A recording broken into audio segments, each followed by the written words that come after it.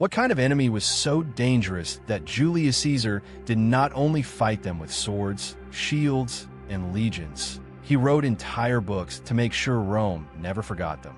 Think about that for a moment. Caesar was not just a soldier. He was not just a politician. He was one of the most calculating men in Roman history. He understood war. He understood fear. He understood pride.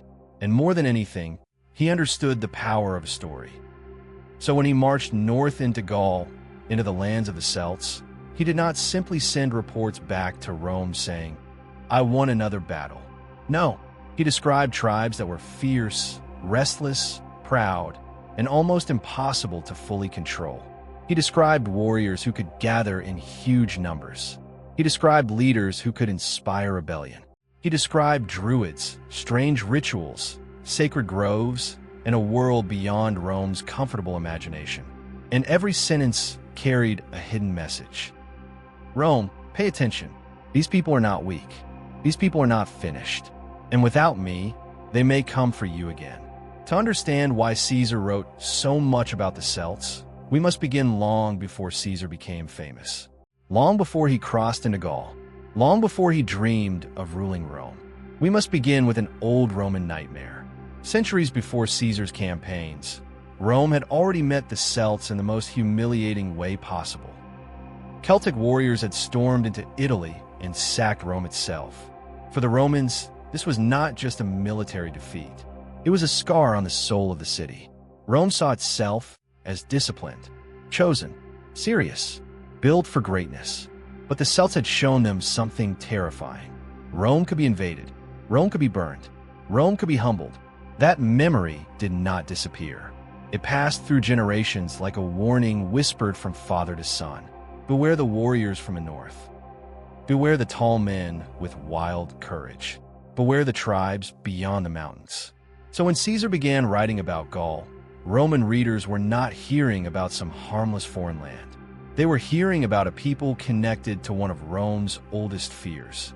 And Caesar knew that. He knew that if he could make the Celts feel dangerous, his war would feel necessary.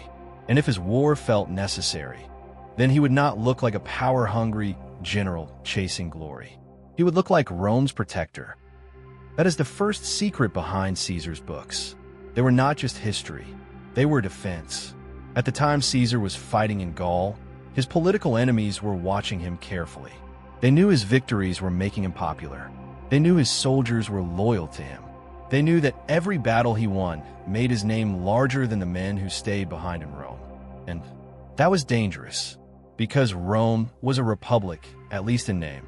No one man was supposed to become too powerful. No general was supposed to build a private legend so large that it could threaten the state itself. But Caesar was doing exactly that. So he needed a story that could justify everything. He needed Rome to believe that Gaul was not just a place he wanted to conquer. It was a danger Rome had to face. That is why his writings matter so much. Caesar did not simply fight the Celts on the battlefield. He fought for control of how Romans would understand the war. And he was brilliant at it.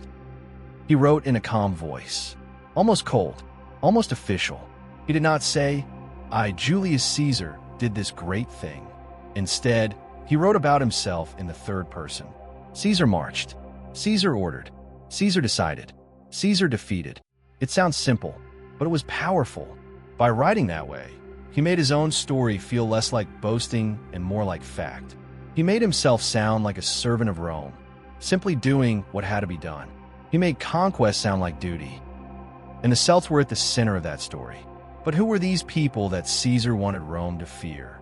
The Celts were not one single nation. They were not one empire with one king, one capital, and one army. There were many tribes spread across a vast and complicated world. Some were rich, some were poor, some were powerful, some were desperate, some wanted Roman friendship, others wanted Roman blood.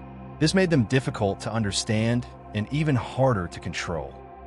One tribe might welcome Caesar, another might betray him, a third might ask for help, a fourth might join a rebellion. To a Roman mind, this world seemed unstable, dangerous, always shifting, and Caesar used that instability in his writing. He showed Gaul as a place full of tension, rivalries, secret plans, sudden uprisings, and fragile alliances. It was not enough to defeat one tribe. Another could rise. It was not enough to capture one leader. Another could appear. It was not enough to win one battle. The land itself seemed to resist. That made the war feel endless. And that made Caesar's role feel even greater. Because Rome was not just fighting men. Rome was fighting a whole world. A world of forests, rivers, hills, villages, sacred places, and proud families who did not want to be ruled by outsiders. And this is where Caesar's writings become so fascinating. He admired parts of the Celts, even as he presented them as dangerous. He described their courage, their numbers, their customs, their leaders, their way of organizing society. He knew Roman readers would be fascinated by them, because the Celts were not just enemies. They were dramatic enemies. And dramatic enemies create dramatic heroes. If Caesar had written that the Celts were weak, foolish, and easy to defeat, then his victories would not seem impressive. But if the Celts were brave, wild, numerous, and terrifying, then Caesar's victories became extraordinary. That was the genius of it. The stronger the enemy looked, the stronger Caesar looked. Every time Caesar described the Celts as fierce, he increased the value of defeating them. Every time he described a rebellion as dangerous, he made himself appear calm under pressure. Every time he described a crisis, he made his own decisions seem like the reason Rome survived. His books were warnings, yes, but they were also mirrors. And in those mirrors, Caesar always appeared as the man standing between Rome and chaos. One of the most mysterious parts of Caesar's account is his description of the Druids. To Roman readers, the Druids must have sounded almost unreal. They were not ordinary priests. Caesar presented them as powerful figures in Gallic society, men connected to religion, law, education, and judgment, men whose authority reached deep into the lives of the people, men who seemed to guard knowledge that outsiders did not fully understand. Imagine a Roman reader hearing this. Beyond the Roman world, in misty lands of forest and hill, there were spiritual leaders teaching secret knowledge, judging disputes, guiding nobles, and shaping the beliefs of warriors. That was more than interesting. It was unsettling, because Rome could defeat armies. Rome knew how to besiege towns. Rome knew how to punish rebels. But belief is harder to conquer than a fortress. Memory is harder to destroy than a wall. And a people guided by powerful traditions could rise again, even after defeat. So when Caesar wrote about Druids, he was not just describing religion. He was showing Rome that Gaul had depth, structure, mystery, a soul of its own. And that made the Celts feel more dangerous. They were not just men with swords. They had stories. They had sacred authority. They had leaders who could bind people together. And that leads to the greatest fear in Caesar's writings. What if the divided tribes united?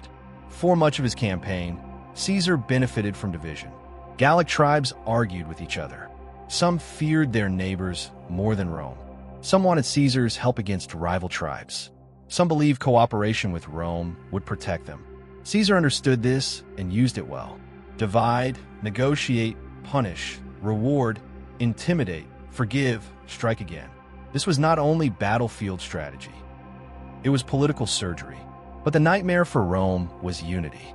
If the tribes stopped fighting each other and turned together against Caesar, the war would change completely. And for a moment, that nightmare became real. Vercingetorix rose as a leader of resistance. He understood something many others had failed to see. The Romans were powerful because they were organized. If the Gauls remained divided, they would be crushed one by one. But if they united, if they denied Caesar supplies, if they used the land against him, if they fought with discipline instead of only courage, then Rome could suffer. This was the moment Caesar needed Rome to understand. The Celts were not dangerous only because they were brave. They were dangerous because they could learn. They could adapt. They could unite. And a united Gaul was not just a military problem. It was a political threat, a symbol, a message to every people under Roman pressure that Rome could be resisted. That is why Caesar's story of the Gallic War becomes more intense as it moves toward rebellion. The war is no longer just Caesar moving from victory to victory. It becomes a test of survival, reputation, and destiny. Caesar has to show that even when Gaul rises, even when the tribes gather, even when the danger becomes real, he is still the man who can master it. And that is the emotional center of his books. Fear the Celts, respect their courage, understand the danger, then praise the man who defeated them. It was a perfect political structure. But behind all the strategy, behind all the writing, behind all the Roman pride, there was a human reality that we should not ignore. For the Celts, Caesar was not a hero. He was an invader. To Rome, his campaigns could be presented as security. To his supporters, they were victories. To his soldiers, they were glory, wealth, and survival. But to many people in Gaul, Caesar's arrival meant villages burned, families broken, leaders killed, hostages taken, and freedom crushed beneath Roman order. This is what makes this story powerful.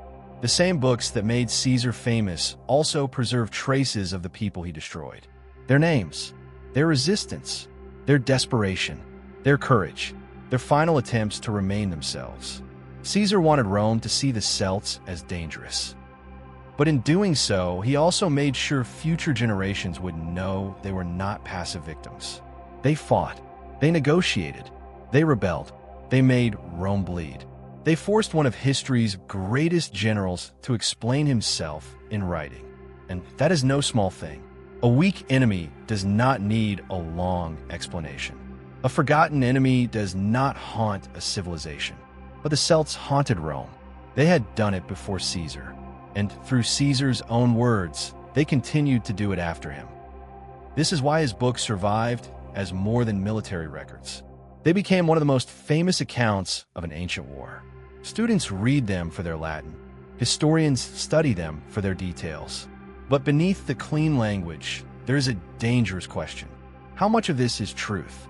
And how much is Caesar shaping the truth? Because Caesar was not a neutral witness. He was the main character, the commander, the politician, and the man with everything to gain. He chose what to include. He chose what to leave out. He chose how to describe the enemy. He chose how to describe himself. When he looked merciful, he wanted Rome to notice. When he looked decisive, he wanted Rome to approve. When the Celts looked terrifying, he wanted Rome to feel grateful that he was there. This does not mean everything he wrote was false. Far from it.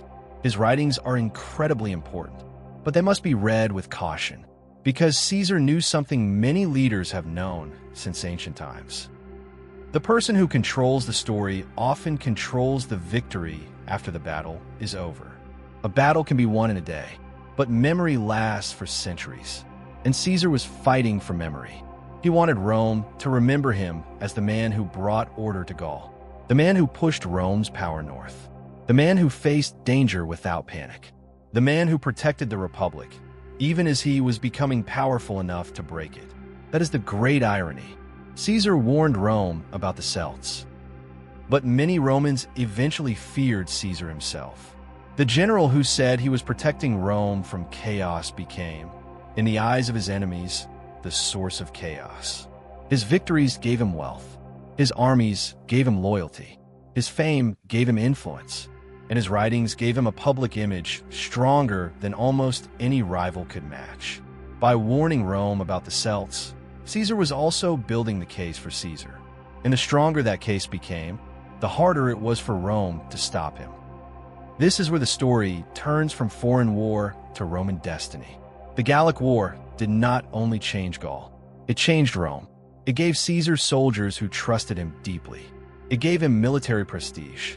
It gave him money, fame, and a heroic image. It made him larger than ordinary politics. And once a man becomes larger than the system around him, the system begins to crack. So when we ask why Julius Caesar wrote books to warn Rome about the Celts, the answer is layered. He wrote because the Celts were real opponents. He wrote because Rome had feared them for centuries. He wrote because their courage, numbers, and resistance made them a serious threat. But he also wrote because he needed Rome to see the war through his eyes. He needed Romans to believe that his conquest was not greed. It was protection, not ambition, duty, not a personal path to power. A necessary defense of Rome. That was the story, and it worked. Because even today, when people think of the Gallic War, they often see it through Caesar's frame. Caesar marching through Gaul. Caesar facing rebellions. Caesar building bridges. Caesar crossing rivers. Caesar surrounding enemies. Caesar standing calm while the world beyond Rome burns with danger. That is the power of writing. The Celts fought with swords. Caesar fought with swords too, but he also fought with sentences. And in the end, the sentences traveled farther than the legions. The legions are gone. The camps are dust. The warriors are dead. The villages have vanished. But the story remains. And inside that story, the Celts still stand as one of Rome's most unforgettable enemies. Not because Caesar hated them without reason. Not because they were simple barbarians, but because they represented something Rome both feared and needed. They represented the wild edge of the Roman world. They represented freedom that had not yet been disciplined. They represented courage outside Roman control. And they gave Caesar the perfect enemy to build his legend. That is the final twist. Caesar did not only warn Rome about the Celts because he feared what they could do. He warned Rome because their danger made his greatness believable.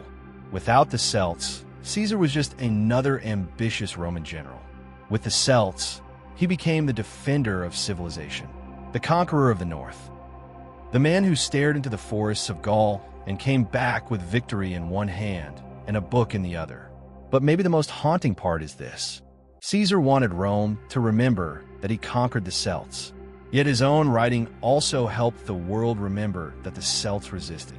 He tried to make himself immortal, but he made them unforgettable too. So the next time you hear that Julius Caesar wrote about the Gallic War, do not imagine a dry old military report. Imagine a battlefield after the shouting has ended. Imagine smoke rising from a broken village. Imagine Roman soldiers cleaning their swords. Imagine Celtic survivors staring into the distance, knowing their world is changing forever. And somewhere far away, in Rome, people are reading Caesar's words. They are feeling fear. They are feeling pride. They are feeling gratitude. And perhaps without realizing it, they're being guided toward one conclusion. Caesar was necessary. That was the real power of his books. They warned Rome about the Celts, but they also warned Rome that Julius Caesar was no ordinary man. And once Rome believed that history would never be the same again. If you enjoy ancient history where war, fear, politics, and hidden motives collide, subscribe to the channel for more stories like this. And tell me in the comments, do you think Caesar truly wrote to warn Rome about the Celts, or did he use the Celtic threat to make himself look unstoppable?